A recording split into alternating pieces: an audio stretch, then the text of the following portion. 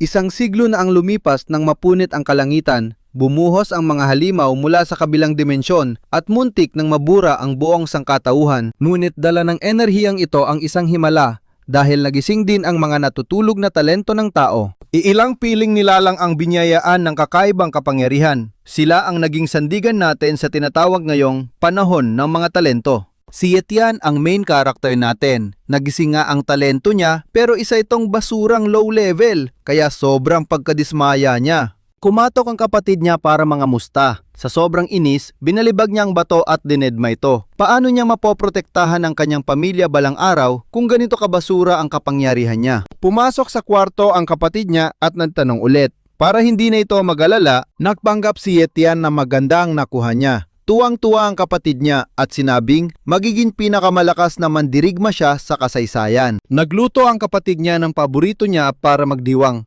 Ngunit bago pa siya makasunod, biglang natigilan ang bida natin. Isang asul na system panel ang biglang lumabas sa paningin niya. Nakita niya ang status ni Jeyu na may mababang antas din na talento. Laking gulat niya nang hawakan niya ito. Naramdaman niyang pwede niyang kopyahin at nakawin ang mismong talento nito. Kahit desperado siya, pinigilan niya ang sarili. Ang pambihirang frost attribute nito ay magiging napakalakas balang araw. Mas mabuting ipaubaya na lang ito sa kanyang kapatid. Tumingin siya rito at tahimik na nanghako. Siya na ang bahala sa lahat mula ngayon at wala na silang aalalahanin. Lumabas sa kalye ang bida natin para subukan ang kanyang pagnakaw ng talento. Naglabas siya ng scanning aura pero nadiskubre niyang hanggang 3 metro lang ang sakop nito. Puro basurang talento lang ang nakikita niya sa paligid.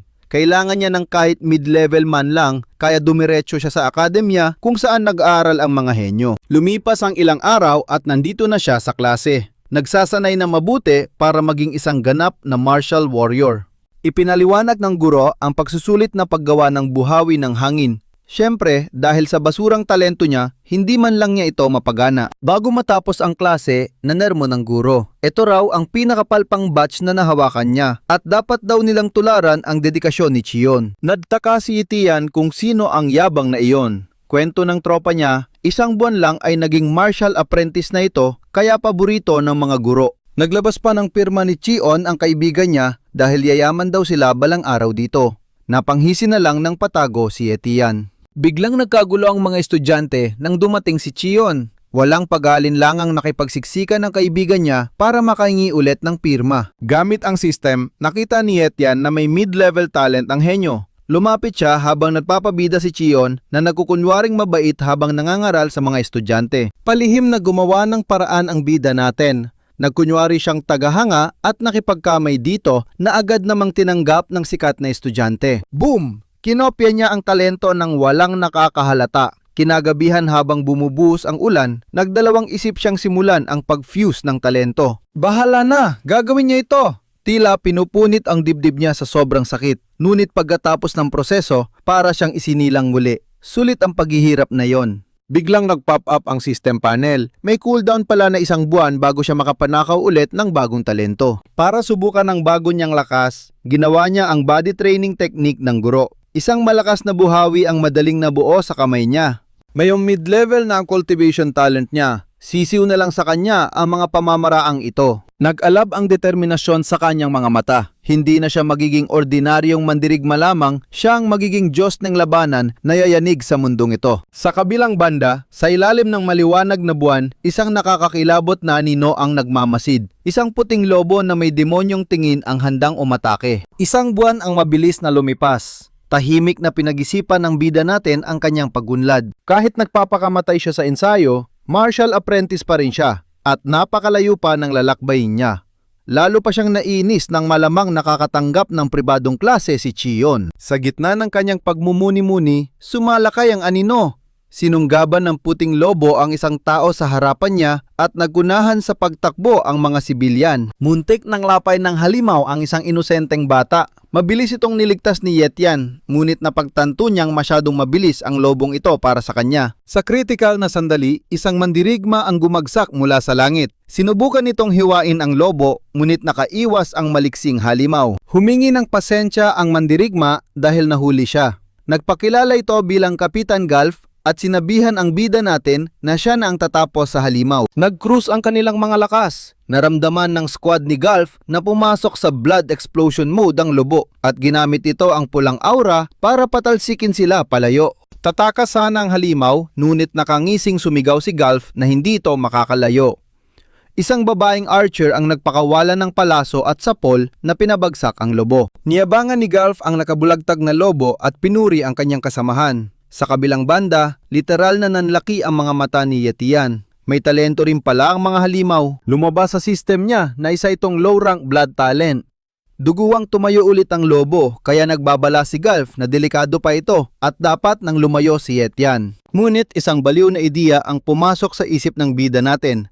Ito ang perpektong pagkakataon. Mabilis niyang pinagsusuntok ang halimaw at palihim na kinopya ang talento nito. Inawat na siya ni Golf dahil patay na raw ang lobo pero napanghisi na lang si Yetian sa tagumpay niya. Nagutos agad ang kapitan na linisin ang lugar. Inatasan niya rin ang babaeng archer na iuwi ang inosenteng bata sa pamilya nito. Tinapik nito sa balikat si Yetian bilang papuri. Inaasahan daw niyang sasali ito sa kanyang grupo kapag naging ganap na itong mandirikma. Pag-uwi niya ng bahay, agad niyang hinugasan ng dugong nakadikit sa kanya para hindi matakot ng kapatid niya. Tiningnan niya ang natutulog na dalaga at nangakong bibilisan niyang lumakas bilang proteksyon nito. Pagkapasok sa kwarto, isang seryosong tanong ang gumambala sa isip niya. Pwede kaya niyang i-fuse ang talento ng isang halimaw sa loob ng katawan ng isang tao? Kahit pwedeng ikamatay ang fusion, walang kaba niyang kinopya ang speed talent ng lobo. Parang binabasag ang bawat buto niya sa sobrang sakit, kaya siya nahimatay. Paggising niya, ang gaan ng katawan niya, isang matagumpay na talent awakening. Pagbalik sa academy, tinesting agad ng bida ang bagong skill niya. Grabe ang bilis ng lobo. Pang martial warrior na ang galawan niya pero kulang pa rin sa raw power. Kailangan niyang mag-level up at pabilisin ang cultivation niya. Sakto namang tumawag ang tropa niyang kanina pa siya hinahanap. Napansin nitong mas lumaki ang katawan ng bida, hudyat na lagpas apprentice level na siya. Tinanong siya ng tropa niyan si Marcian kung nakainom na ba siya ng dugo ng halimaw para mas mabilis lumakas. Hindi pa raw, sabi ni Itian. Sayang, pampabilis sana yun ng paglakas. Napa-facepalm na lang ang bida dahil sinayang niya yung dugo ng pinatay niyang lobo. Pero may good news ang kaibigan niya. May paraan pa para makakuha ng monster blood. Ginawang exam ground ng mga bossing ang isang wild zone sa labas ng syudad. Ang premyo sa mga papasa, dugo ng halimaw. Sabi ng tropa niya, low-level mobs lang daw ang nandoon kaya easy loot lang ito. Naisip ni Yetcha na sumali at inaya siyang bumuo ng party. Pero tinanggihan ito ng bida. Sabi niya, baka sa susunod na lang daw siya sumama sa kanila. Nadismaya ang tropa niya, akala daw niya magkakasangga sila. Pero gets niya yon. Ang totoo, ayaw lang ma-expose ni Yetian ang OP skills niya, kaya magsusolo gaming siya. Lumipas ang isang buwan. Nasa office siya ng instructor na nagtataka kung bakit siya nag-enroll, wala naman siyang exam permit. Diretsong sagot ng bida, isa na siyang ganap na martial apprentice at handa na siyang sumabak. Nagbuntong hininga ang instructor. Ang mga kabataang tulad niya raw ay masyadong nagmamadaling mamatay sa laban. Binato niya ang death waiver sa bida. Pipirmahan daw ito kung gusto talaga niyang ituloy ang suicide mission na ito. Walang kaba itong pinirmahan ng bida. Habang naglalakad siya palayo, bumulong ang instructor na magsisisi rin ang batang si Yetian sa desisyon niya. Sa bahay nila, nag-aalala ang kapatid ni Yetian. May iniwan kasing note ang bida na mawawala raw siya ng ilang araw para sa isang school event. Boom! Nasa abandoned zone na sila para sa survival exam. Gulat si Yetian sa dami ng tao. Nagsanipwersa pala ang lahat ng estudyante mula sa 5 academies. Isang mayabang na nagangalang mo ang nangasar. Sabi niya, hindi raw dapat sumasali ang mga mahihinang basurahan sa exam na ito. Sabi ng bodyguard niya, bukod sa mga halimaw, pwede rin nilang ipak ang ibang estudyante. Kaya mas maraming mahina, mas masaya para sa kanila. Binalaan si Yetian ng tropa niya, si Mo, ang pinakamalakas sa henerasyon nila. Biglang may isang matapang na swordsman ang pumalag at hinamon ng duel si Mo. Mumisi si Mo at tinanong kung gusto na naman itong matalo. Naglabas agad sila ng aura. Nagtaka si Yetian kung sino ang tapang-tapang na yon. Siya pala si Liyun, ang sword genius mula sa Second Academy. Nainis ang isang instructor sa pagiging inosente ni Yetian, tinawag pa siyang ignorante. Pero wapakel sang bida, tahimik lang niyang chinir si Liyun na durugin si Mo. Nagulat si Liyun na may sumusuporta sa kanya na walang takot sa karma. Biglang tumunog ang speaker. Bawal daw ang PvP sa labas ng wild zone kung hindi ay auto-disqualify. Nabanas ng husto ang mayabang na si Mo, pero pinili niyang buhayin muna si Liyun. Humanda raw siya sa wild zone dahil dudurugin niya ito. Nilapitan ni Liyun si Yetian para magpakilala. Sakto, pasikretong kinopya agad ng bida ang sword talent niya. Nakita niyang low level ang cultivation nito pero mid-level ang sword talent. Nakipagkamay siya at binati ito ng good luck. Pareho nilang hiniling na sana'y makaligtas sila sa dead or alive exam na ito. Numiti ng may angas ang bida at sinabing walang mamatay ngayon. Nag-anunsyo na sa speaker, papalarin na ang First Academy sa Wild Zone. Walang ano-ano'y nagunahan na silang tumakbo, pati na rin si Mo. Nakita ni Yetian ang perfect timing. Naghanap siya ng tagong lugar para simulan ng fusion ng ninakaw niyang sword talent. Nang makahanap ng safe spot, sinimula nga ng bida ang proseso. Umatake na naman ang matinding sakit pero sanay na sa bugbog ang katawan niya. Pagmulat niya ng mata, hinugot niya ang espada at isang slash lang, boom! Wasak ang mga puno. Sumunod dito'y in-announce na turn na ng 5th Academy para sumabak sa impyerno. Ilang sandali lang, chill na naglalakad si Yetian nang maramdaman niyang may pumatong sa likod niya.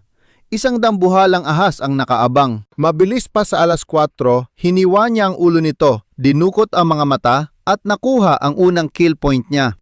Nadismaya siya sa hina ng halimaw pero alam niyang kailangan niya itong i-farm para sa rank. Biglang may humingi ng tulong. May isang lalaking pinagkakaguluhan ng mga lobo. Nanlaki ang mata niya, yung tropa niya pala yon. Tumakbo ito sa takot pero may isang lobong nakahamba nang umatake sa likod niya. Hinugot ni Yetian ang pana at isang headshot lang sa lubo. Tinanong niya ang tropa kung pwede bang sa kanya na ang points at pumayag naman ito. Pero nagpanik ang kaibigan niya. May paparating pang wolf pack.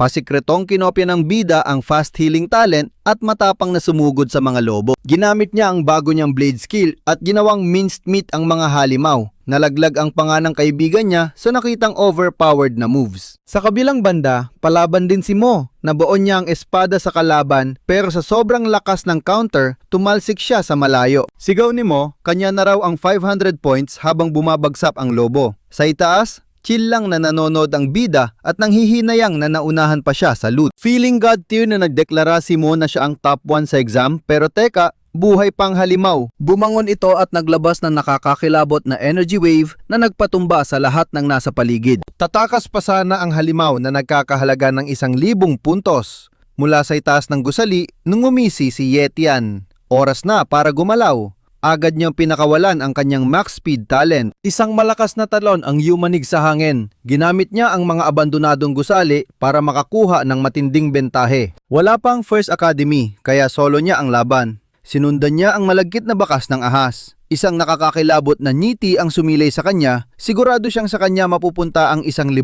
puntos na to. Pumasok siya sa isang madilim na kuta kung saan isang nakakasulasok na amoy ang sumalubong sa kanya. Bumulaga ang halimaw na humihigop ng misteryosong likido. Hinugot agad ng ating bida ang kanyang espada. Pero masyadong mabilis ang kalaban at sa isang iglap ay tumilapon siya sa hangin. Hindi siya nagpatinag. Kinuha niya ang kanyang pana at pinakawalan ang mga palaso. Sa pool! Tumama ito sa mismong mata ng halimaw. Muling umarangkada si Yetian dala ang kanyang espada. Iniwasan niya ang nakamamatay na atake ng ahas at ibinaon ang talim gamit ang kanyang buong lakas. Tuluyan nang bumagsak ang dambuhalang ahas. Naisip ng ating bida na kung hindi inubos ng First Academy ang lakas nito kanina, paniguradong deadball siya sa laban. Napatingin siya sa misteryosong likidong iniinom ng halimaw. May kutob siyang hindi ito ordinaryo. Kaya itinago niya ito kasama ng mata ng ahas bilang patunay ng kanyang epikong panalo. Kumuha rin siya ng dugo mula sa puso nito para itabi sa isang lalagyan. Siguradong magagamit niya ito balang araw at mas lalong ayaw niyang mapunta ang biyayang ito sa grupo ng mayabang na si Mo. Ilang minuto lang ang nakalipas, dumating si Mo sa lugar. Laking gulat niya na makitang butas ang mata at tuyo na ang puso ng kanyang target. Nagningit-ningit siya sa galit. Sino ang nang-agaw ng puntos ko? Isinumpa niyang dudurugin niya ang salarin.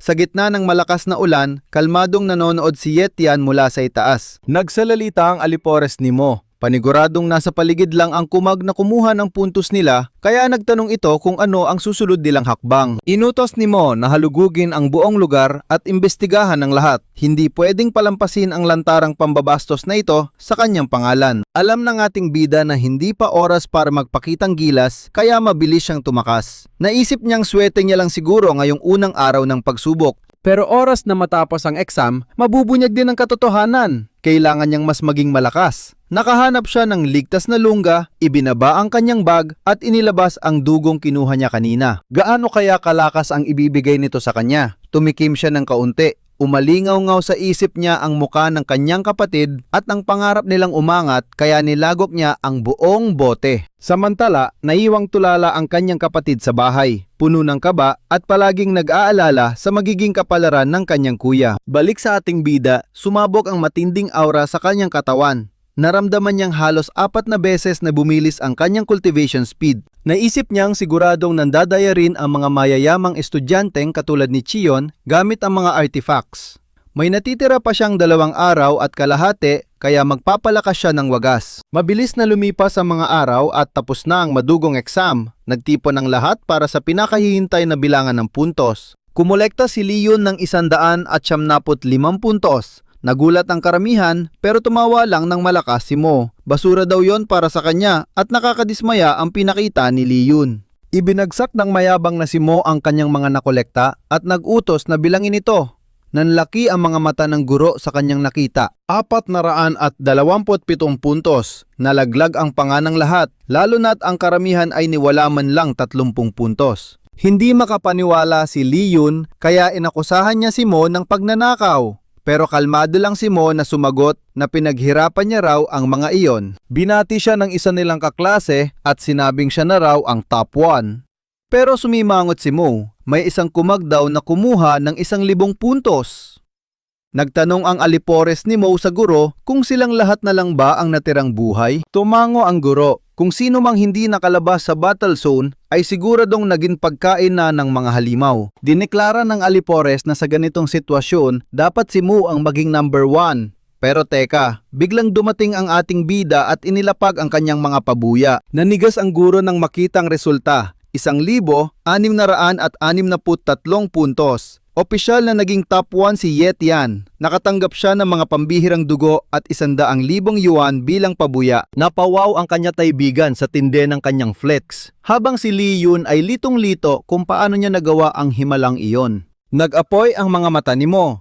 Ito ang lalaking nagnakaw ng kanyang premyo. Agad niyang inutusan ng kanyang tauhan na halungkatin ang buong pagkatao ni Yetian. Nagdiwang ang kaibigan ng bida. Pero bakit parang nisbiyos ang kanilang guro? Dahil alam niyang binangga ni Yetian ang makapangyarihang pamilya Mo at nanganganib na ang kanyang buhay. Pumwesto ang mga panalo para sa litrato habang binabati ng hurado. Pero biglang nilapitan ni Mo si Yetian. Ang kapal daw ng apog nitong nakawin ng pag-aari niya. Baka ikaw ang makapalang muka, sagot ng ating bida. Nakisali si Leon at pinaalala kay Mo ang mismong sinabi nito kanina. Ano nga ba ang sinabi ng mayabang? Nagaya ni Mo, kinuha rin ni Yetian ang mga puntos gamit ang sariling kakayahan. Kaya nagtanong sila kung may problema ba ron. Pagkang tumawa si Mo, hindi naniniwalang sariling lakas nga ni Yetian yon. Gusto ba raw nitong magsukatan sila ng lakas? Ngumisi lang si Yetian.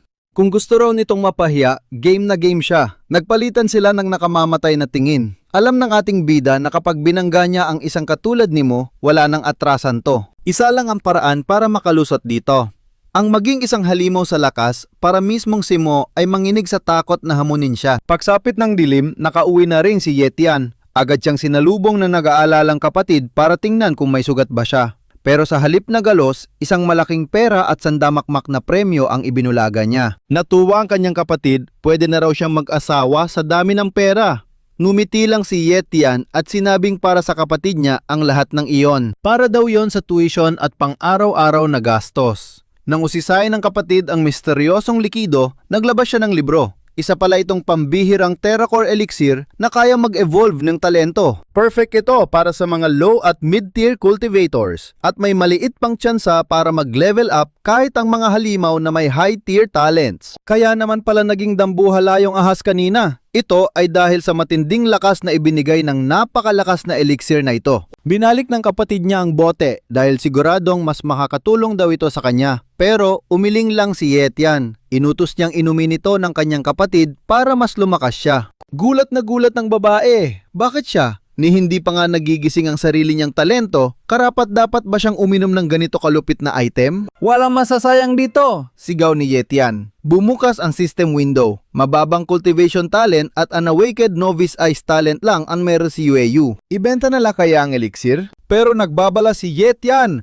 May spiritual energy rock ang likidong yon, magdududa ang bibili at paniguradong gulo ito. Kung hindi niya iinumin, masisira lang ang mamahaling elixir na ito. Kinuha niya ang bote at sa pilitang pinainom sa kapatid. Ramdam daw ni Yuyu ang magkahalong pampalamig at nagbabagang enerhiya. Bakit walang epekto? Nagtaka si Yetian nang makitang hindi man lang nagbago ang stats ng kanyang kapatid. Inantok si Yuyu at nagpahinga. Isang oras ang lumipas, pumutok ang isang matinding aura mula sa kanya. Gulat na gulat si Yetian. Tumaas ng 2 rank ang talento niya. Bilib si Yetian, tiyak na magiging top tier martial artist ang kapatid niya. Kinuha niya ang Monster Blood, handa nang durugin si Mo. Hinding-hindi siya magpapatalo. Ininom niya ito kahit lasang basura. Laking gulat niya, 8 beses na lumakas ang kanyang pisikal na katawan. Sayang nga lang at 2 bote na lang. Lumipas ang 10 araw. Tahimik na nagme-meditate si Yetian nang patakbong dumating ang kaibigan niya. Nag-iisip ang bida ng diskarte nang marinig ang masamang balita.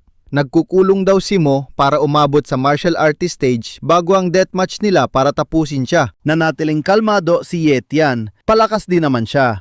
Ipinaalala ng kaibigan na mayaman at makapangyarihan ang pamilya ni Mo, hindi tulad ng bida na may iilang bote lang ng Monster Blood. Akala niya tapos na ang bida pero may nakatagong alas ito, ang Snake Heart Blood. Sapat na yon para maging advanced martial apprentice. Sa kabilang banda, binati ng bodyguard si Mo dahil isa na siyang ganap na martial artist. Bumati rin ang ama niyang head ng Mo family at isa sa 10 elders.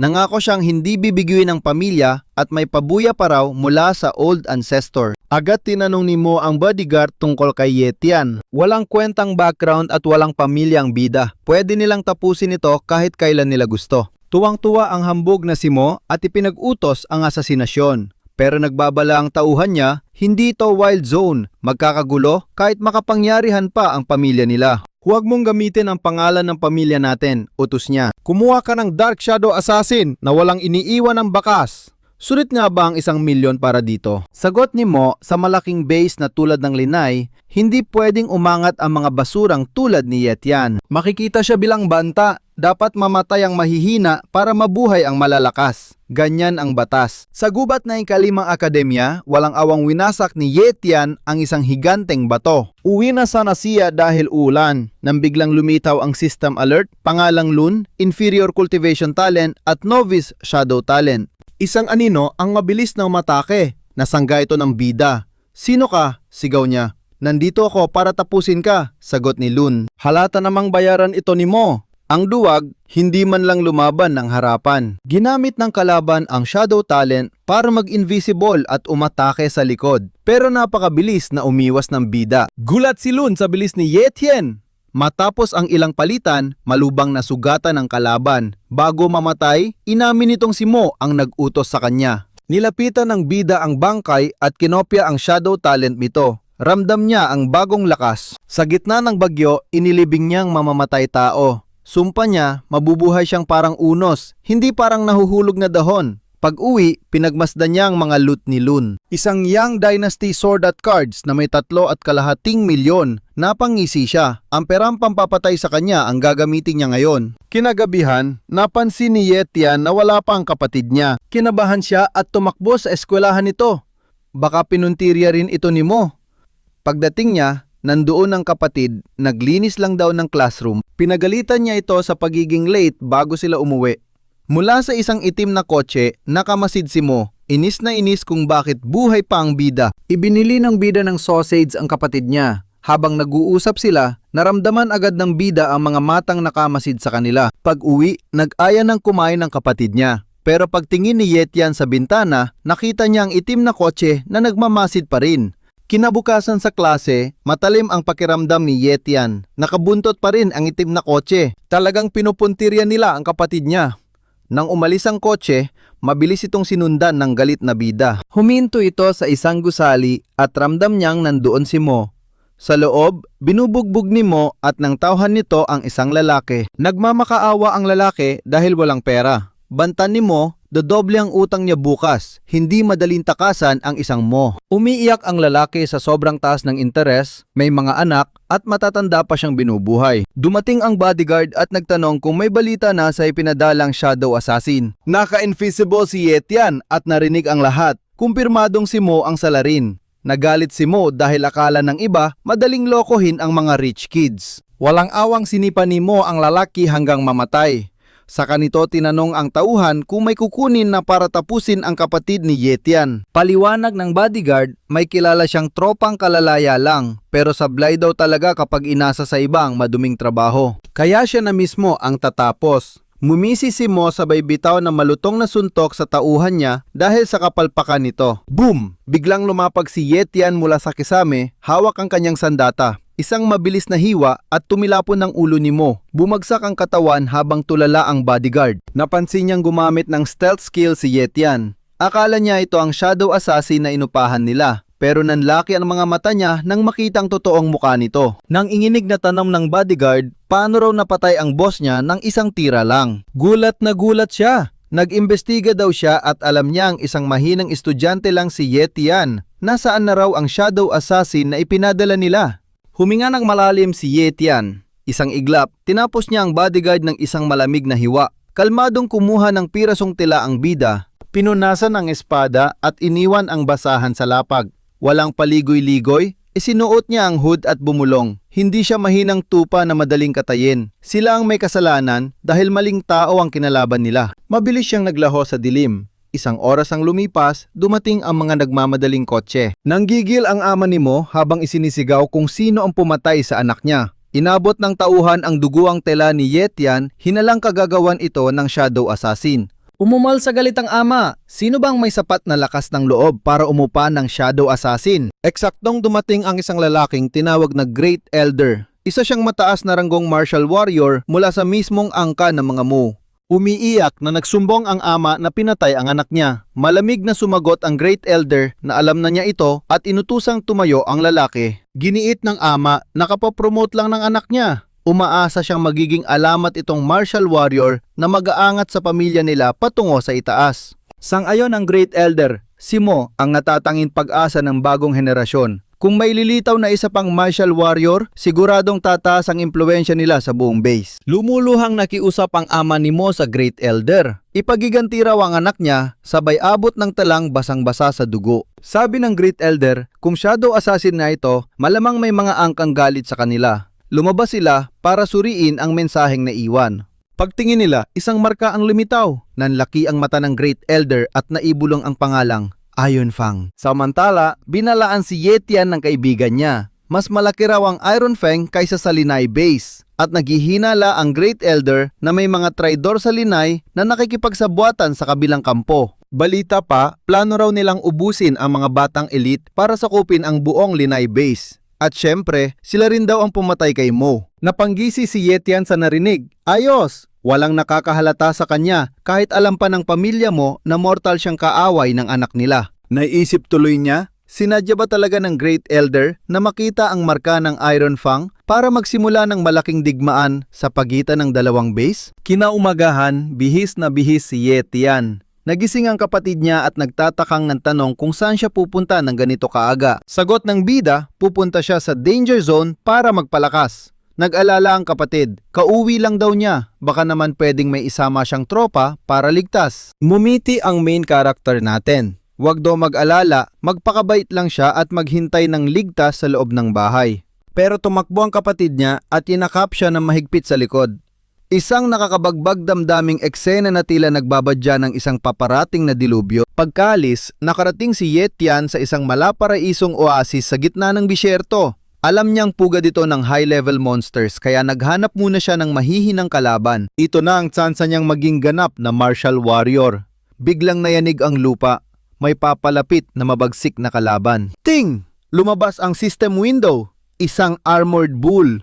May mahinang bloodline pero taglay ang isang low-level defense talent. Akala ni Yetian ay sisiw lang ito, pero napansin siya ng halimaw at sumugod. Binitawan niya ang bag at buong tapang na sumugod palabas, hawak ang kumikislap niyang patalim. Hiwa! Pero gumamit ng energy shield ang halimaw. Bumalandra ang atake at isang malakas na ungol ang nagpatilapon sa ating bida sa hangin. Napangisi si Yetian, astig daw ang talentong ito at kukunin niya yon. Pagkatapos ng sunod-sunod na madugong palitan, nakita rin niya ang weakness nito, ang buntot. Todong lakas siyang sumugod at dinurog ito. Kinolekta niya ang dugo ng halimaw sa ilang bote. Sabi niya, aanhin mo ang malakas na talento kung patay ka naman na. Naisip niyang mahal ang balat nito. Kinuha niya ang mga mata at itlog nito, pero ang pinakamahalaga ay ang mga sungay. Pinutol niya ito at humanap ng tahimik na lugar para mag-cultivate. Makikita natin si Yetian sa isang malaking kuweba. Inilatag niya ang mga nakuha. Umaasa siyang ang mga ito ang mag-aangat sa kanya patungo sa martial warrior realm.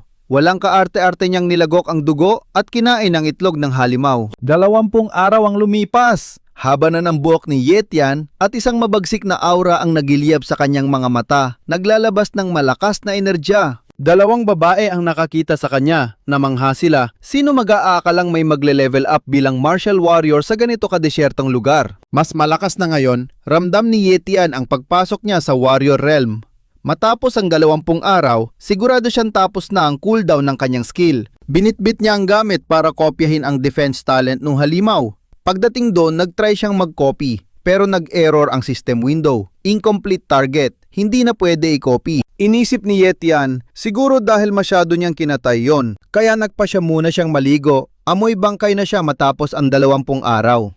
Pagkatapos, tumambay siya sa palengke ng Linay Base at pumasok sa malaking martial pavilion para mag-ikot. Saktong nakasalubong sila ulit nung 2 babae. Nagkatinginan sila at biglang kinabahan si Yetian. Akala niya si Jeyu ang kanyang kapatid. Pero agad siyang natauhan. Imposible makarating ang kapatid niya sa ganitong klaseng lugar. Sinipat ko ang stats nitong Jolene. Intermediate cultivation, mid-level sword mastery, at novice speed. Not bad para sa isang tulad niya. Umipal yung blondang si Xiao. Bakit ko raw tinatawag na ate ang tropa niya? Mukha ba raw akong basurero? Amoy pawis lang, grabe makapanghusga. Sinaway agad ni Jolene ang kaibigan niya. Huwag kang ganyan, sabi niya. Kaya lumapit si Xiao at napilitang mag-sorry sa akin. Titig na titig ako kay Jolene. May kakaiba talaga sa kanya. Hinatak ni Xiao ang kamay ko. Babalik daw agad si Jolene bago nagtanong kung mabebenta ba ako. Kung ganun daw ang trip ko, bibilhin niya ng doble ang presyo. Pinapasok niya ako sa loob kung saan nakakalat ang mga solid na loots. Pagpasok ko, mapapawaw ka na lang. As expected sa pinakamalaking martial shop, may lumapit pang chicks para abutan ako ng tsa. Salamat ha. Tiningnan nila ang mga dala kong items. 200,000 yuan daw ang orig price. Pero dahil doble ang bayad, naging 400,000 yuan. Napanganga talaga ako. Ganun lang kadali kumita ng malaking pera rito. Hindi lang yan ha, half price discount pa raw pag bumili ako. Syempre gin ko yan. Nag-ikot ako para sumipat ng mga gamit. Nagbayad ako, pero napaisip din. Masyado silang mabait. Kanina tinawag akong basurero, tapos na yan may VIP treatment. Palabas na ako nang bigla akong pinigilan ni Xiao. Gusto raw akong makilala ng Martial Pavilion Supervisor. May time ba raw ba ako para sa kanya? Mumisi ako at pumayag. Lead the way, sabi ko. Pagpasok ko sa kwarto, naghihintay si Joelyn. Nagkamay kami. Boom! Copied ang intermediate cultivation talent niya. Umupo ako at diretsahang ng tanong, bakit niya ako nilapitan? Wala akong backer o mayamang pamilya ah. Numiti siya. Yun daw mismo ang rason, kaya niya ako inimbita. Straight to the point niya akong inalok na sumali sa kanilang martial faction. Medyo nakakapanibago. First time kong ma-recruit ng ganito. Sabi ko sa kanya, hindi ko gets. Hindi naman nawawala ng mga halimaw na talents ang mga malalaking base. Bakit ako? Isang hamak na novice martial artist lang naman ako. Tumayo si Jolene at nag-inat. Ipinaliwanag niyang ang isang normal na base ay lumalaki hindi dahil kulang sila sa mga henyo, kundi dahil ladi silang uhaw sa mas maraming talento. May point siya doon. Ang talino rin ng babaeng to. Malayong malayo sa mga pangaral ng kapatid ko. Sumingit si Xiao. Wag na raw akong mag-inarte. Kahit mga elites daw, nagkukumahog makapasok sa base. Pero si Jolene, wala raw pakialam sa mga ganung drama. Solid na offer sana. Pero pag pumasok ako, babantayan nila bawat galaw ko. Mabubuko ang cheat skill ko at baka mapatay pa ako. Mas safe maging solo player. Sumandal si Joelyn sa lamesa. Bakit daw ba nag-aalangan pa ako? Kung okay lang, sabihin ko raw sa kanya ang pumipigil sa akin. Ang hirap tanggihan ng ganyang titig. Masyadong mapilit ang isang to, parang ayaw tumanggap ng no for an answer. Pero sinabi kong tagilid ako sa ganyang setup. Ginamit kong rason ang Iron Fang base invasion. Nagkagulo ang mga malalaking pamilya doon at nagpatayang sila para lang sa kapangyarihan. Idinagdag kong chill lang ang buhay ko. Wala akong balak maging tuta ng kahit na sino. Tiningnan ako ni Jolene. Sa paningin ko ba raw katulad siya ng mga gahamang yon? Bumanat ako ng sarkasmo. Bakit? Iba ka ba sa kanila? Numisi lang siya. Manood lang daw ako. Hindi ko kailangang sagutin agad ang offer niya. Nagkatitigan kaming dalawa. Umalis na ako matapos yon. Habang naglalakad, napaisip ako. Ano ba talaga ang silbi ng martial artist o ng talent? Kapag lumakas ang isang tao, maaalala pa ba niya ang responsibilidad niya? Hindi ba dapat protektahan ng mga martial artist ang mga tao? Bakit ganun? Bukod sa mga halimaw, kailangan pang katakutan ng mga ordinaryong tao ang pang-aabuso ng mga naghaharian-hariang warriors. Naniniwala akong kinakain ng sistema ang mga nagiging malakas. Nakakalimutan nilang tama at nagiging salot pa sila sa lipunan. Pero wala akong choice kundi ang lumakas. Sobrang layo pa ng lalakbayin ko. Binuksan ko ang status window. Time to fuse this intermediate talent. Palad! Pagka-uwi sa bahay, sumigaw agad ako. Ate, nakauwi na ang paborito mong kapatid. Gulat siyang tumakbo para yakapin ako. 20 days pa lang daw kami hindi nagkita, pero ang laki na agad ng pinagbago ng katawan ko. Mas nagkalaman na raw ako. Sabi ko, syempre naman, isa na akong martial artist eh. Sobrang tuwa ng ate ko. Biniro ko siyang maghintay lang. Pag na-awaken din ang talent niya, magiging astig ding martial artist ang ate ko. Nangako akong maghahanap ng epic na treasure para ma-boost din ang talent niya balang araw. Sa isip ko, chinek ko ang status niya. May novice ice talent siya na naghihintay lang mag-awaken. Bigla siya naglabas ng gunting. Gugupitan daw niya ako. Nanlaki ang mga mata ko. Tiningnan ko sa salamin ng mukha ko. Grabe, mukha nga akong taong grasa. Martial artist na raw ako kaya dapat presentable. Hinawakan niya ako sa balikat at pinaupo. Wala akong nagawa kundi pumayag. Yun dati kong gupit lang ha. Habang ginugupitan niya ako, napangiti ako. Simula nang mawala ang mga magulang namin, siya nang tumayong nanay ko. Siya na rin ang personal barber ko. Bigla akong napatayo. Naalala ko na. Tumakbo agad ako para halongkatin ang isang lumang libro. Hinanap ko ang impormasyon tungkol sa isang halimaw, ang Medusa. Nakita ko ang location at data ng mga beast na may pambihirang healing talent. Nawiwiirduhan ng ate ko kasi kinakausap ko sarili ko. Pero nasa isip ko lang kung pwede kong makopy ang OP na regeneration talent na yon. Kung makukuha ko yon, hindi na ako matatakot masugatan sa laban. Hindi na rin madaalala sa akin ng ate ko. Lumapit siya at nagtanong, "Di ba fairy tale lang ang Medusa na yan? Walang katotohanan yun ha?" Ngumisi ako ng malaki. "Ate, totoo ang mga fairy tales na yon." Pinagpatuloy ko ang pagbabasa. Nalaman kong martial artist lang ang pwedeng mag-practice ng forging technique. Gaano pa kaya ko lalakas dahil dito? Sabi sa libro, ang novice martial artist ay nagfo-forge ng balat, ang mid-level ay nagfo-forge ng muscle, at ang high level naman ay nagpapakatigas ng buto. Susubukan niya ito ngayon din. Pumwesto siya. Alam niyang kailangan tong gawin para makita ang bilis ng pagpapalakas. Sobrang bagal ng dating paraan. Kaya ngayon, gagamit siya ng dugo ng mid-tier na halimaw para makita ang totoong bagsik nito. Grabe, triniple nito ang cultivation level niya. Gulat na gulat ang bida natin, kaya nagdesisyon siyang mag-focus muna sa pagpapalakas dito sa loob ng bahay. Pagkatapos ng cooldown, diretso siya sa lawa ng kamatayan para nakawin ang abilidad ng Medusa. Lumipas ang oras at heto ang ating bida nakapuntong na sa Martial Pavilion. Sinalubong agad siya ni Xiao doon. Tinanong siya kung hinahanap ba niya si Yuelin, pero malamig na sumagot ang bida natin. Nandito lang siya para mamili ng gamit, walang iba. Naghanap siya ng mapa papunta sa lawa ng kamatayan. Binigyan naman siya agad nito. Binyayaran nito ng ating bida at walang lingon likod na umalis ng lugar. Naisip ni Xiao na sana mag-ingat ang loko. Puno ng malulupit na halimaw ang lawa ng kamatayan at kahit ang mga elite martial artists ay madalas hindi nakakalabas ng buhay dito. Mabilis na tinahap ng ating bida ang daan papunta doon. Ramdam niya ang nakakakilabot na aura na bumabalot sa buong paligid. Sigurado siyang maraming astig na abilidad siyang mananakaw dito. Mukhang sementerya ang lugar, parang walang kaluluwang napadpad dito sa loob ng mahabang panahon. May mabigat at madilim na aura sa hangin na nagsasabing may masamang mangyayari. Bigla na lang nakita ng bida natin ang isang higanting alon na palapit sa kanya. Nagwala ang tubig at gumawa ng isang nakamamatay na ipu-ipo. Alam agad ni Yetian na may halimaw dito, kaya mabilis siyang nagtago sa dilim para mag-abang. Inaktiba niya ang shadow talent niya at tumalon sa tuktok ng bundok. Mula ron, nakita niya ang paglito ng isang lalaki at si Yulin yakap ang isang kahon habang hinahabol sila ng halimaw. Sumigaw ang lalaki na high level ang halimaw na yon. Gagawa raw siya ng paraan para makuha ang atensyon nito para makatakas si Yulin ng buhay. Pero nanigas sa takot si Yulin habang hawak ang kahon, lalo na nang makita niyang mas maraming halimaw ang pumapalibot sa kanila. Dito na naisip ang makialam ni Yetian. Nang malapit na makain si Yulin, inaktiba ng babae ang kanyang sikretong sining. Nagbago ang kulay ng buhok niya at lumitaw ang isang patalim. Mabilis siyang nag-teleport sa itaas ng kalaban, hiniwa ito sa dalawa at dinurog ng pino. Pinapanood lang ito ni Yetian mula sa malayo. Napaisip siya sa lakas ng sekretong sining na iyon, sobrang halimaw. Inamin niyang naging pabaya siya, hindi pa ito laban para sa isang baguhang tulad niya. Pinanood niyang sunod-sunod na hiwain ni Yulin ang mga kalaban nang walang kahirap-hirap. Isa nga siyang halimaw na elite warrior na nasa peak realm. Sa lakas ng sikretong sining na iyon, abot na niya ang lakas ng isang great warrior. Naisip ni Yetian na kahit 10 tulad niya ay walang panama sa babaeng ito.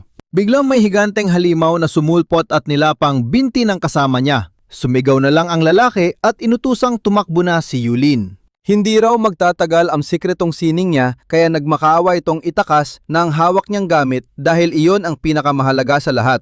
Umiyak at puno ng sisi si Yulin. Bago pa siya makatakbo palayo, tuluyan nang nawala ang epekto ng kanyang sikretong sining. Sa swerte niya, bumagsak siya sa mismong harapan ng bida natin. Na-curious si Yetian kung anong laman ng kahon kaya pupulutin sana niya ito. Pero sumigaw si Yulin na huwag hawakan niyon.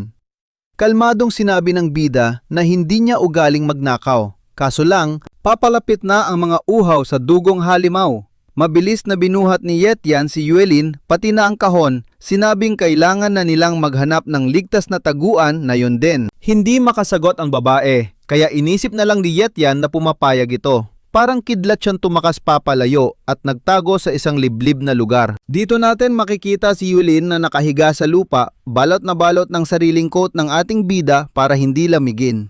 Tinitigan siya ni Yetian at napansing kamuhang-kamukha niya ang kapatid nito maliban sa nunal nito sa mukha. Hinawakan niya ito para siguraduhin totoo. Gabi na, pero tulog pa rin ng mahimbing ang babae.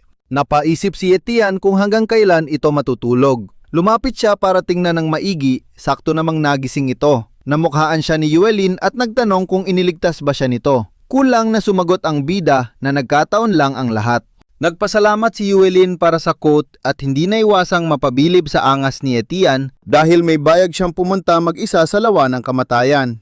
Sigurado siyang napakalakas nito at gusto niyang makuha ito para sumali sa kanilang martial pavilion. Bigla niyang pinalabas ang isang umiilaw na bato. Medyo nagulat ang bida at nagtanong kung ano yon. Pinaliwanag ni Yulin na kaya nitong mag-ipon ng liwanag para maging flashlight. Namangha ang bida at tinanong kung saan niya yon nakuha.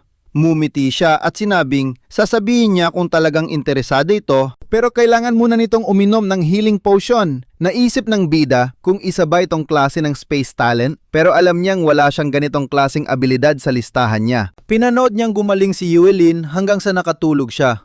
Pagkagising, ginising siya ng babae at sinabing kung curious pa rin siya, sasabihin na nito kung saan galing ang gamit. Pinakita nito ang isang bronze na kahon at isang maliit na bulsa na biglang hinigop ang buong kahon. Naisip ni Yetian, hindi pala ito space talent kundi isang gamit na may space attribute. Nangakit pa si Yulin kapag sumali raw ang bida sa martial pavilion nila, bibigyan din niya ito ng parehong gamit.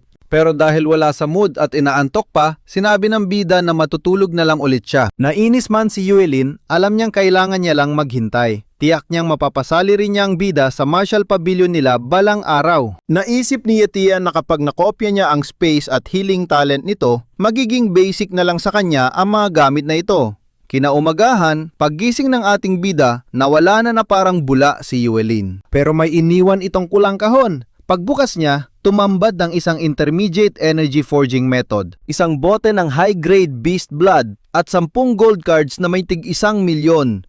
Napang-isi siya, sapat na ang mga ito para maging isang elite martial artist. Ininom niya ang potion at hinintay itong umepekto bago hanapin ang immortal na Medusa.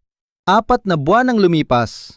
Isang higanteng sinag ng liwanag ang sumabog sa gubat at patunay na naabot na ni Yetian ang elite martial artist realm. Dalang bagong halimaw na lakas, nagsimula na ang kanyang pangangaso. Pagdating doon, nakita niya ang mga puntod. Hula niya si Yulin ang gumawa nito. Nakita rin niya ang payong na ginamit ni Yulin sa pagsisid. Pagsubok niya rito, may lumabas na waterproof barrier. Astig, magagamit niya ito para makasid ng walang kahirap-hirap. Walang pasabing sumisid ang bida natin at grabe ang bilis niya sa ilalim ng tubig. Inaktiba niya ang shadow talent at boom! Lumabas ang status window ng isang pugita na may mid-tier bloodline talent. Muntik na siyang mahuli ng isang intermediate level na halimaw. Pero imbes na umatras, mas pinili pa ng loko na sumisid ng mas malalim. Narating din sa wakas ang pinakasulok. Nandito kaya ang immortal na Dika? Biglang may umatake, pero masyadong mabagal para sa reflexes ko. Nagpakita ang system window. Isang immortal na Dika. May low rank bloodline at advanced rank recovery talent.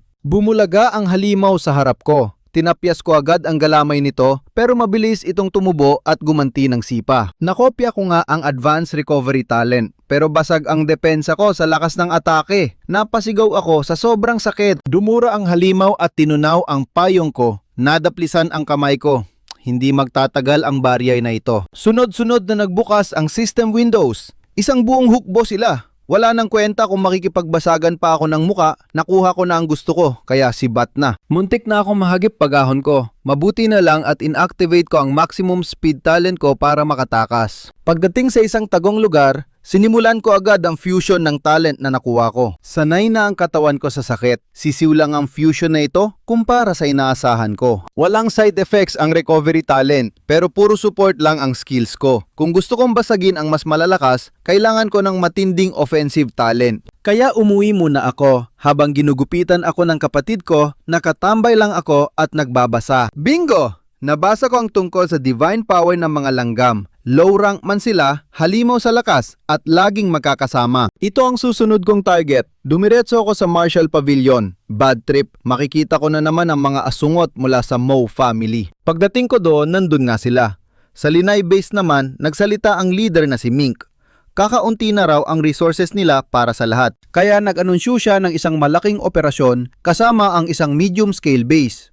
Malaki ang bigayan pero delikado dahil kailangang maglinis ng mga halimaw. Bahala na sa peligro, siguradong mas malaki ang jackpot dito kaysa sa ordinaryong hunting. Nagiyawan ng mga tao, bilib na bilib sa kapangyarihan ng grupo nila Mink. Napadaan ako at nakita ko si Galf sa dami ng tao. Naalala pa kaya niya ako? Inanunsyo ni Mink na garantisadong makukuha ng lahat ang premyo nila. May bonus pa! Ang mga mid-rank martial artists ay makakakuha ng 20 intermediate beast blood at 2,000,000 yuan. Ang mga elite naman, 3 advanced beast blood at 10,000,000 yuan. Solid, di ba? Pinapapila na niya agad ang lahat. Sabi ng isang babae, ang sinumang gustong sumali ay kailangang hawakan ang test stone para masukat ang combat ability. Unang sumalang, mid-rank martial apprentice agad ang lumabas. Susunod na, kandidato. Nasa dulo ako ng pila. Naisip ko tuloy, hindi ko kailangan maging aso ng mga malalaking pamilyang ito. Lalo na sa mga mayayabang na miyembro ng Mo family na nagpapatakbo nito.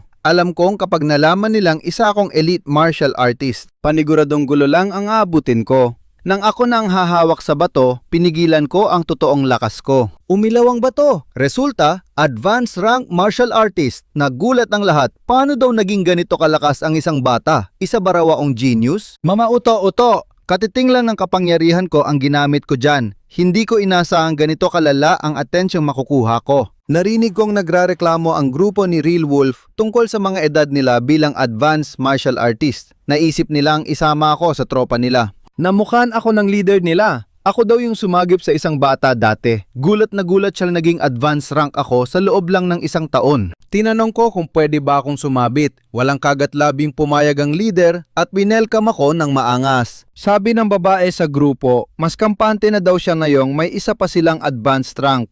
Sus, alam ko namang astig ako. Maya-maya pa, pumasok na kami sa isang abandonadong kalsada. Ayon sa mapa ng leader, pugad daw ito ng mga low-rank beasts. Binalaan niya kaming mag-ingat at huwag magpadalos-dalos. Isang kawan ng mga lobo ang sumalubong sa amin. Sumigaw ang leader na kumalma lang. Siya ang bumanat sa harap habang ako naman ang nagbantay sa likod. Makasupport lang ang iba naming kasama. Pinasugod ako agad ng leader at sa isang iglap, pinabagsak ko ang unang lobo. Sunod-sunod na atake. Isang malupit na sipa at saksak ang tumapos sa isa pa. Napanganga ang leader sa galaw ko. Pero mayabang din ang leader. Mas marami daw siyang napatumba.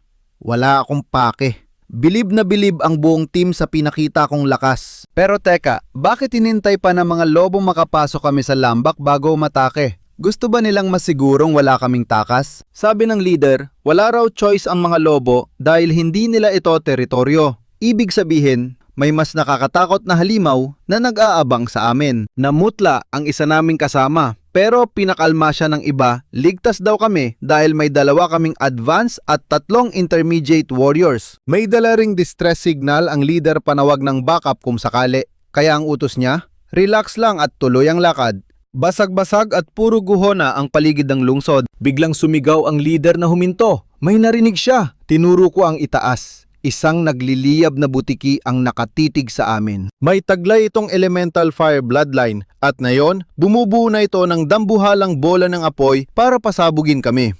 Balot na nag-aalab na apoy ang halimaw, pero ngumisi ang isa naming kasama. Oras na daw para sa appetizer, sabay sugon sa kalaban. Kalmado lang ang leader. Akala niya low level na basura lang ang butike, kaya pinaalalahanan niya silang mag-ingat sa apoy. Sumugod sila sa halimaw. Kahit kabado si Yetian, nagyabang pa ang leader na sisiw lang ito hanggang sa napabagsak nila ang walang buhay na butike. Nagdiwang ang buong tropa. Pinuri pa nila ang diskarte ng babae at nagyabang na masyadong madali ang laban. Pero biglang may traidor na apoy mula sa likod. Mabilis itong sinangga ng bida natin bago pa malaman na napaliligiran na pala sila ng mga halimaw. Magmakaawa si Gulf sa radyo para sa backup pero dinedma sila.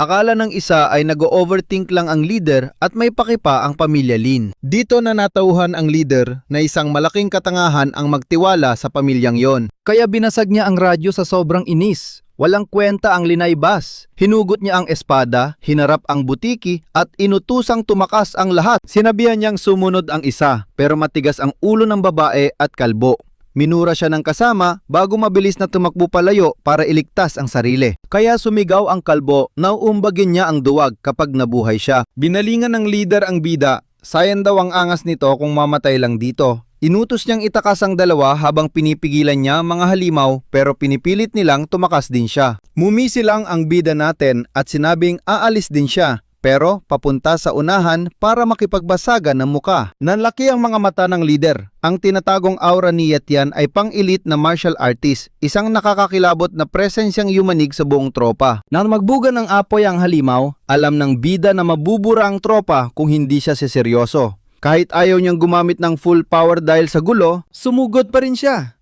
Ginamit ang gusali bilang sangga, tumalon sa ere at nagpakawala ng isang malupit na dark shadow slash na bumasag sa mga halimaw. Sobrang namangha ang leader. Napatunayan niyang halimaw sa lakas si Yetian, siguradong top tier sa linay. Kinuha ng bida ang bag niya at astig na sinabing bahala silang sumunod o maiwan. Nagpasalamat ang leader sa pagbuhat sa kanila. Mumisi lang ang bida, chill lang daw, at sinabing gusto pa niyang pumasok sa mas delikadong lugar. Kaya mas maganda kung mag-solo flight na lang siya mula rito, kaya naman niyang bumuhay ng sarili. Pumayag ang leader, alam niyang pabuhat lang sila sa halimaw na lakas ng bida. Habang naglalakad sa mga guho, isang nakakasulasok na amoy ang sumalubong sa kanya. Biglang may higanteng braso mula sa lupa na bumasag sa pwesto niya.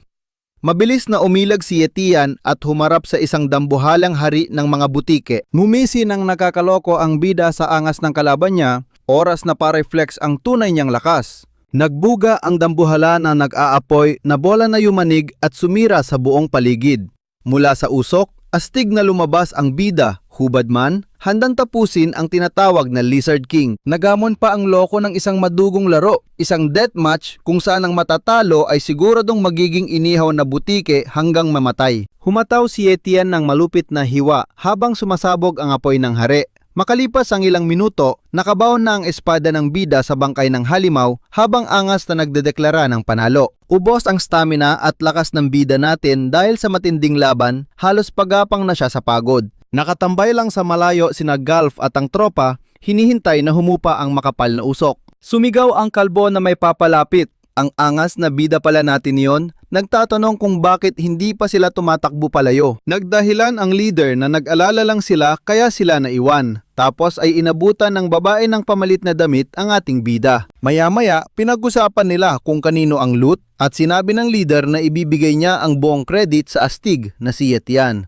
Pero chill lang ang bida, ibinigay na niya sa kanila ang bangkay ng halimaw. Hindi na rin daw siya sasama dahil may mas malaking misyon pa siyang tatapusin. Susugod ang siraulo sa teritoryo ng Ant God. Gulat na gulat ang leader at binalaan siyang parang nagpapakamatay lang siya sa gagawin niya. Kahit low level lang ang isang langgam, kapag pinagkaisaan ka ng buong pugad, kahit elite fighter pa ay siguradong lalamunin ng buhay. Pinaalalahanan niya itong mag-ingat. Pagdating niya sa lugar, isang malaking tropa ang nakaharang at namukaan niya agad ang mga mayayabang mula sa pamilya mo, pati ang pamilya Lin at ang batikang lalaking may tapal sa mata na si Lau, isang kilalang halimaw mula sa Iron Fang Base. Napansin ni Lau na may sumisilip kaya inutos niyang hulihin ito. Pero kampante lang ang bida natin, nagpahuli siya dahil alam niyang makakapasok din siya sa tropa nila. Kinaladkad nila ang bida sa harap ni Lau na agad nakaramdam sa elite aura niya. Tinanong siya ng matanda kung bakit ito nangingialam. Angas na sumagot ang bida na tagalinay, base siya nakarinig ng malaking gulo kaya gusto niyang makisali sa basagan ng muka. Nang marinig ito, pinakawalan siya ni Lau at inusisa kung anong pamilya ang kinabibilangan niya at bakit siya nagsusolo. Sinabi ng isang tauhan na hindi sikat si Yetian. Nagtaka si Lau dahil sa ganitong bata at lakas, bakit walang nakakakilala sa halimaw na ito. Biglang sumingit ang leader ng pamilya Lin at inangking tauhan nila si Yetian para magpasikat.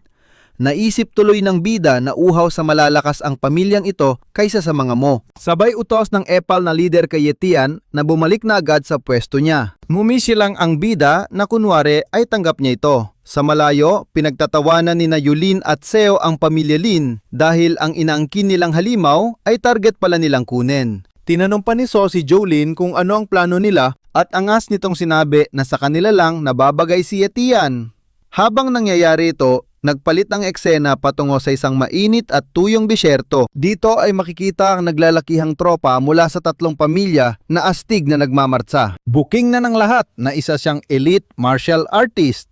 Mahirap nang gumalaw ng palihim pero sa lakas niya ngayon, kayang-kaya niyang basagin kahit anong harang. Pinatigil ni Lau, ang lalaking may eye patch, ang tropa para silipin ng isang energy spear. Isang nakabalabal ang nag-report na tapos na ang formation at handa na ang lahat para umatake. Tinuro ni Lau ang mga umbok ng lupa, yun ang mismong pugad ng mga dambuhalang langgam. Pinuri niya ang nakabalabal dahil sa malupit nitong trabaho. Pinalayo niya ang lahat. Napanganga ang bida natin, nag-aabang kung anong baliw na skill ang ilalabas ng matanda. Walang paligoy-ligoy, nagsamon si Lau ng isang dambuhalang seal sa itaas. Pagbagsak ng kamay niya, umulan ng nagbabagang apoy direkta sa pugad ng mga halimaw. Nagkanya-kanyang tago ang lahat sa lumilipad na mga bato. Sa layo, napamura si Yoli sa astig ng atake, sabing solid magkaroon ng ganong klaseng kapangyarihan. Sa isang iglap, burado ang burol ng mga langgam. Wala ni isang bakas ng buhay ang natira sa mga insekto. Naisip agad ng bida natin, malas. Hindi niya makokopya ang talent kapag durog ang katawan. Halimaw talaga ang atake ni Lau. Maya-maya, may isang maangas na lumapit sa hukay. Sobrang dilim, walang makita. Pero biglang umilaw ang dalawang malalaking mata at isang higanteng langgam ang lumitaw, sabay palipad sa mokong ng isang malakas na sapak. Naggulat ang mga leader. Paano nangyari ang kahibangang ito? Laking gulat nila nang makita ang dami ng buhay na langgam. Sumigaw agad ng battle position ang mga leader kasama ang boss ng Linay Base. Sa gitna ng labanan, may ilang mandirigmang nakapagpatumba ng isang halimaw. Sinamantala ito ng ating bida. Lumapit siya sa bangkay at ninakaw ang high-level strength talent nito. Agad nanuot ang isang malupit na lilang aura sa buong katawan niya. Plano niyang i-fuse ang talent kapag safe na siya. Binuhay niya ang speed talent niya at parang kidlat na tinakasan ang mga asungot na langgam sa daan. Binunot niya ang kanyang shadow blade at walang awang hiniwa sa gitna ang mga humarang na insekto. Pero teka, nakaramdam si Ayla ng nakakamatay na pressure. Isang advanced rank na kalaban ang bumabasag sa lupa. Isang gintong binti ang lumitaw. Isang dambuhalang divine power ant na nasa advanced rank. Nagpanik ang lahat at inutos agad ang pag-atras. Kanya-kanyang takbo ang mga mandirigma kasama na ang leader ng Linay Base at ang buong tropa nito. Mula sa itaas, tinawanan lang ni Joelyn ang mga tumatakbo. Tinawag pa silang mga tanga. Nag-alala si Chow kay Yetian pero kalmadong sinabi ni Joelyn na kayang-kayang lusutan ng bida natin yon. Buwisit na buwisit naman ang bida natin. Pati ba naman mga bigating martial artist, tiklop sa kalaban? Wala talagang kwentang maasahan ang mga tropang ito. Biglang nagpakawala ng malupit na atake ang langgam, binura ang mga malapit na mandirigma. Ang bigat ng hangin, halos hindi na sila makahinga sa tindi ng aura. Nang makita ito ni Yetian, mabilis siyang kumalas. Oras na para sibat bago pa siya madamay sa gulo. Pagbalik sa pwesto ng grupo niya, napang-isi si Etienne pagkakita sa tumba na Lizard King. Astig talaga ang kinalabasan ng trabaho nila. Tumalon siya sa tuktok ng isang gusali habang palubog ang araw. Umupo siya, binuksan ang status window at sinimulan ang epic na talent fusion. Sabik siya sa anong kayang gawin nito. Kinabukasan sa bahay, napaisip siya. Ang bagong advanced strength talent niya ay nagpalakas sa kanya ng 10 beses. Isang napakalaking bentahe ito. Sobrang sisiw na lang sa kanya ngayon ang basagin ng muka ng mga tinatawag nilang Grand Martial Artist. Lumapit ang kapatid niya. Masaya na nakauwi siya, pero binungangaan din siya. Puro daw siya upo at pagninilay, wala man lang na itutulong sa bahay. Sa inis nito, binalaan siya na wag magsisi sa gagawin niya. Mamaya-maya, tinatad nito ng anghang ang pagkain bilang mapang-asar na reward daw sa pagod niya. Susubo na sana ang bida natin ng may kumatok. Pagbukas niya, boom! Ang leader ng tropa, dala ang porsyento niya mula sa nakuha nilang loot. Inayan niya ang leader na mananghalian para mang-usisa. Pagkatapos kumain, diretsang tinanong ng bida kung anong gulo ang nangyari nung wala siya. Sumagot ang leader na halos maubos ang puwersa ng Iron Fang at Linay Bass. Wasak sila sa laban. Kinumpirma ng bida kung totoo ito. Sagot ng leader, 50 elite martial artist ang binawian ng buhay. Bumuo sila ng bagong tropa pero palpak pa rin ang misyon. Sa huli, tuluyan ng nawasak at pinulbos ang buong Steel Fang base. Kaya napilitan silang magpadala ng Grandmaster para basagin ang Golden Ant. Kinagabihan, pagkaalis ng leader, isang mayabang na lalaki ang lumapit. Ang dean ng pamilya mo. Sabi nito kay Yetian, inutos daw ng boss nila na imbitahan siya sa isang family dinner sabay abot ng isang sobre. Parang utos pa Walang pakialam na na-reject agad ito ng bida natin, tinatamad daw siyang lumabas. Pumutok sa galit ang dean, sumigaw na walang sinuman ang pwedeng tumanggi sa pamilya mo. Sinubukan pumagit na ng leader para hindi na lumaki ang gulo at magpatayan sa harapan niya, pero binaliwala ito ng dean at tinakot pa si Yetian na magsisi siya. Ang bida natin na walang inuurungan, hinablot ang dean at ibinagsak ng malakas sa sahig.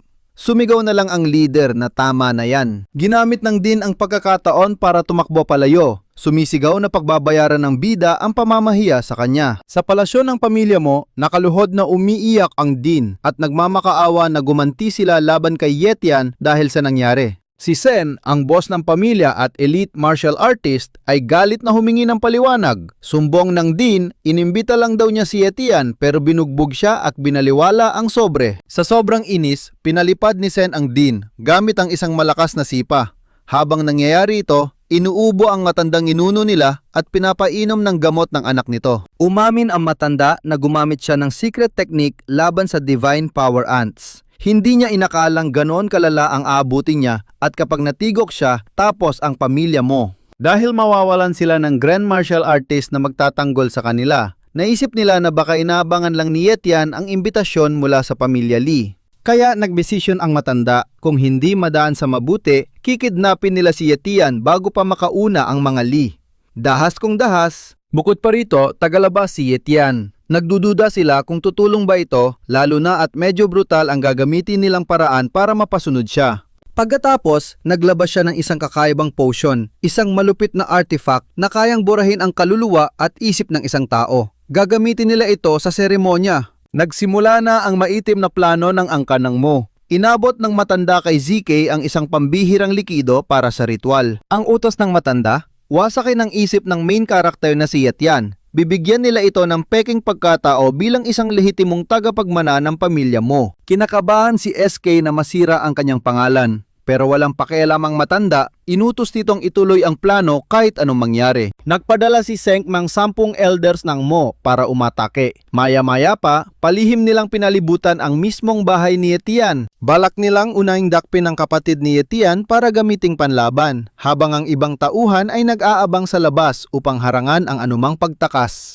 Isang kalaban ang patagong pumasok sa kwarto. Akala niya tulog si Yetian, pero boom! Walang kahirap-hirap na sinakal ng bida ang leeg ng tanga dahil kanina pa siya naghihintay. Mula sa radyo, hinihingi ng mga kalaban ang update kung hawak na ba nila ang kapatid ng bida. Nang marinig ito, agad tinapos ng bida ang kalaban. Ginamit niya ang radyo para manlinlang na hawak na ang kapatid. Sa kanya walang awang tinapon sa bintana ang bangkay na nagbigay ng matinding takot sa lahat. Parang kidlat na lumitaw si Yetian at sa isang suntok, wasak ang kalaban. Nagpanik ang iba at inakalang may aninong mamamatay tao sa paligid. Ngunit, gamit ang kanyang halimaw na bilis, inubos niya ang iba pang kalaban. May nagtangkang umatake mula sa likod. Pero mabilis itong naiwasan ni Yetian. Gamit ang kanyang Shadow Blade, tinapos niya sila at binugbog ang mga natira gamit ang nag-aalab niyang lakas. Gulat na napatanong ang isang kalaban. Paanong ang isang basurang martial artist na tulad ni Yetian ay ganito kalakas? Nilapitan siya ni Yetian. Laking gulat niya nang makita ang amay tunimo. Nagmakaawa ang duwag at nag-alok pa ng pera para mabuhay. Pero matigas ang bida. Ayaw niya mag-iwan ng anumang basura kaya walang pag-aalinlangang kinapos niya ang buhay nito. Matapos ang madugong laban, sinumpa niyang hindi biro ang paghihiganti. Sinumang gagalaw sa pamilya niya ay siguradong lalamunin ng lupa. Isinuot niya ang hood at malamig na umalis. Sa kampo ng pamilya mo, nagtataka ang matanda kung bakit wala pa ang 10 elite martial artist nila. Kampante pa si Sen na magtatagumpay sila.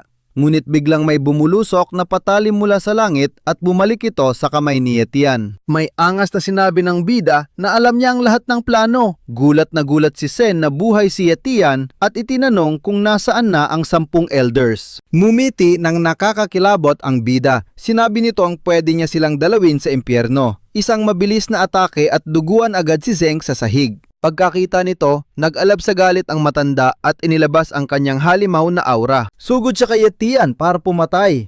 Chill lang umiwas ang bida habang sumisigaw ang matanda na kahit maging abo pa siya ay hindi mapapawi ang galit nito. Walang pakialam si Yetian, patay na rin naman ang pinuno nila. Bilang huling alas natin, inutos na matanda na pulbusin si Yetian. Ngunit ipinakita ni Yetian ang pagiging god tier niya. Pinulbos niya ang lahat sa ilang tira lang. Tapos na ang pamilya mo. Nanigas ang matanda, hindi makapaniwalang kasing lakas na ng Grand Martial Artist ang bida. Nang asar pang tinawak ni Yetian na matandang aso ang kalaban. Hanggang kailan kaya tatagal ang secret arts mo? Umuusok sa galit ang matanda at naglabas ng espada. Nagsimula ang epic na bakbakan. Sa malayo, may 2 aninong nagmamasid sa puno. Sabi ng isang master, grabe ang laban na ito. Pero napahanga siya ng sobra sa halimaw na lakas ni Yetian. Naisip ng master na chill lang at huwag munang makialam. Balik sa matinding tapatan. Halos pantay lang ang laban. Pero biglang sinangga ng bida ang atake at gumanti ng isang malupit na hiwa na nagpadugo sa matanda. Desperado na ang matanda. Ginamit ang 2 kamay para sa fatal blow sa ulo. Ngunit may angas itong naiwasan ni Yetian dahil nabasa niya ang galaw nito. Ubos na ang lakas ng matanda kaya naisip nitong humingi ng saklolo sa pamilya Lin. Natawa si Yetian. Galingan mo naman o baka sumusuko ka na ng ganito kaaga. Naghagis ng smoke bomb ang matanda para tumakas. Ngunit naharang agad ito ng flash step ni Yetian. Tuloy ang laro. Habang paubos na ang secret art ng kalaban, bigla itong nanghina at naging buto at balat. Alam nitong katapusan na niya sa mundo. Kaya nagmakaawa ito kay Yetian. Ibibigay daw nito ang pinakamahalagang kayamanan kapalit ng buhay niya. Sanay na sa ganitong kalokohan, pumayag si Yetian. Ngunit biglang naghagis ang matanda ng pulang-bulang puno ng nakamamatay na makamandag na patalim. Kalmado itong sinangga ni Yetian. Alam na niyang basurang taktika ng pamilya mo sa umpisa pa lang. Tumawa pa ang matanda na may lason daw yun. Ngunit nag-activate ang healing skill ni Yetian. Nanlaki ang mata ng kalaban sa dami ng off skills niya. Itinarak ni Yetian ang patalim sa kalansay na katawan ng matanda. Sa labas, hinahanap ng leader kung nasaan na ang bida. Lumitaw si Etienne para magpasalamat sa pagbantay sa kanyang kapatid. Sinabi niyang burado na sa mapa ang base ng pamilya mo. Ligtas na ang area at nagpapahinga ang kapatid niya. Nakahinga na maluwag ang bida. Pagpasok niya, nagising ang kapatid at maigpit siyang yakap. Umiiyak sa takot ang kapatid, pero nangako si Etienne na palagi siyang puprotektahan kahit anong mangyari. Sa labas ng nawasak na base, dumating ang mga bigatin. Sinuri ni na Master Min Lee ng pamilya Lin at ng warrior na si Yuelin ang bangkay at pulang bola. Hinala ni Min Lee nang makita ang bagay, isa itong nakamamatay na lihim na armas ng Mo. Isang isinumpang kayamanan na kayang baguhin ang laban. Nangangamba silang ang pumatay sa matanda ay may lakas ng isang maalamat na mandirigma. Kutob nila ay may kinalaman din ng Iron Fang Base, lalo na nang magmungkahi silang magbukas ng bagong ruta ng kalakalan. Isang espiya ang nagbunyag ng malagim na balita, isang halimaw na boss ang malapit ng maging hari, isang matinding banta sa Iron Fang. Ang sinasabing ruta ng kalakalan ay mismong daanan pala ng mga halimaw. Sumang-ayon si Min Lee, kapag nagsanib ang dalawang base, mahahati ang puwersa. Hindi nakakayanin ng pamilya Lee na tumayong mag-isa. Kaya naman, sasakay sila sa lakas ng Iron Fang. Inutusan niya ang tauhan na padalhan ng imbitasyon ang mga kilalang pamilya upang gamitin ang yaman ng pamilya mo. Pagbalik ni Etienne, gulat na gulat ang kanyang kapatid sa bumuhos na sandamakmak na potion. Gusto niya itong isauli agad, pero iginiit ni Etienne na sobrang halaga nito. Namangha ang kapatid sa epekto nito. Dahil sa banta ng mga kaaway, nagdesisyon ang bida na pumunta sa Thousand Leaf Forest para magpalakas. Labis namang nalungkot ang kapatid niya. Nagmakaawa itong huwag siyang umalis. Ngunit pinangiti niya ito at sinabing magtiwala sa kanilang pinuno. Pinayuhan niya itong gamitin ang potion para sa pagsasanay. Paalis na sana ang ating bida nang biglang dumaan ang isang itim na kotse at motor. Mula sila sa Iron Fang Base at halatang patungo sa teritoryo ng Linay. Napatingin si Etienne sa lalaking nakamotor. Lumabas ang status window nito. Mataas ang talent nito sa cultivation at may sword talent. Kinutuban siya ng masama. May paparating na panganib. Agad niyang pinapasok sa loob ang kapatid at ang pinuno dahil may tatapusin pa siya. Dumating na ang bida sa tuyong lupain ng Thousand Leaf Forest. Sinundan niya ang mga bakas ng isang mapanganib na Wolf Panther. Sinundan niya ang enerhiya at natagpuan ng isang higanteng gorilla na nakikipagbakbakan sa mga Golden Panther. May apex speed ang mga panther, ngunit halimaw ang lakas ng gorilla talebel ng isang Grand Warrior. Nahihirapan ang mga panthers na patumbahin ito. Habang nanonood, nilapitan ng bida ang batang panther. Laking gulat niya na magsalita ito gamit ang boses ng isang batang babae. Nagmakawa ang panther na iligtas ang nagdadalang tao niyang ina. Alok pa nito ang kanyang kaluluwa upang maging tapat na alagad ng ating bida. Hindi makapaniwala si Etienne. Ipinaliwanag ng Golden Panther na naramdaman nito ang malinis at mabilis niyang aura kaya siya kinausap. Nagpakita ang status window nito. Mayroon itong Apex Innate Talent at Medium Resistance. Isang Divine Beast. Walang pag-aalinlangang tinulungan niya ito. Pinanggalanan niya itong Jin at agad kinopya ang apex speed nito upang isanib sa sarili niyang lakas. Dahil sa tiwala ni Jin, umalab ang dugo ni Etienne. Hinugot niya ang kanyang espada at sumugod sa higanteng gorilla. Itinuro ni Jin ang kahinaan ng kalaban. Sa isang mabilis na wasak, nahiwa ni Etienne ang mga mata ng mabangis na gorilla. Ngunit sa pagkakataong yon, inakala ng ibang panther na kalaban din siya. Agad nilinaw ni Jin na kakampi nila ang bida. Nagbigay pa si Etienne ng healing pill para mailigtas ang dinadalang anak ng ina nito. Bumalik ang lakas ng ina at nagpasalamat. Ngunit muling nakabawi ang dambuhalang gorilla, uhaw sa dugo at handang pumatay. Gustong tumakas ni Jin, ngunit nanindigan ang pamilya nito. Kaya naman nag-ipon ng puwersa si Etienne at sa isang bagsak, hiniwa ng pahati ang gorilla. Ipinagdiwang nila ang madugong tagumpay. Ngunit biglang natumba ang ina ni Jin, kaya naman labis na nag-alala ang ating bida. Hinala niya ay matindi ang internal damage nito. Agad niyang ipinainom ang dalang pambihirang gamot upang pagalingin ang mga pinsala sa loob. Bumuti ang pakiramdam nito, ngunit may kaluskos sa mga palumpong. Nakita ni Etienne ang mga wolf panther na umali-aligid sa pamilya ni Jin. Nais nilang patayin ang mga magulang ni Jin upang silang hiranging bagong hari ng kagubatan. Hindi ito palalampasin ni Etienne. Sa isang nakakabinging atake, pinatumba niya agad ang isa. Nanginig sa takot ang kawan. Itinaas niya si Jin bilang simbolo ng lakas. Kinabukasan, binigyan siya ng pamilya ng isang halamang espiritual na aabuti ng 1 buwan bago mainom. Naintriga si Yetian sa epekto ng halaman. Samantala, nanganak ang ina ni Jin, isang bagong hari ang isinilang. Matapos ang 1 buwan, handa ng kainin ang mahiwagang halaman. Kinain ito ni Yetian, ngunit tila may nag-aapoy sa loob ng kanyang katawan. Kabila ng sakit, nagising ang bago niyang mental spirit skill. Kaya na niyang basahin at kopyahin ang talent ng sinuman mula 50 metro ang layo. Ngunit, inuna niyang palakasin ang sariling cultivation. Panahon na para umuwi, kaya nagpaalam at nagpasalamat siya kina Jin para sa natanggap na biyaya. Ayaw magpaiwan ni Jin. Nagpumilit itong sumama sa paglalakbay ng ating bida. Pumayag ang bida at nangakong alagaan niya ito. Pabalik sa syudad, bumungad sa kanila ang mga nagkalat na bangkay. Laking gulat niya na makita ang kaibigang si Sank sa mga sugatan. Agad niya itong ginamot at nakahinga ng maluwag na buhay ito. Kinuwento ni Sank ang bangungot, pinulbos ng mga halimaw ang Steel Fang Base at nagsitakas ang lahat papunta sa Linae. Napangisi ang bida. Ang nangyaring trahedya ay ayon mismo sa kanyang kutob.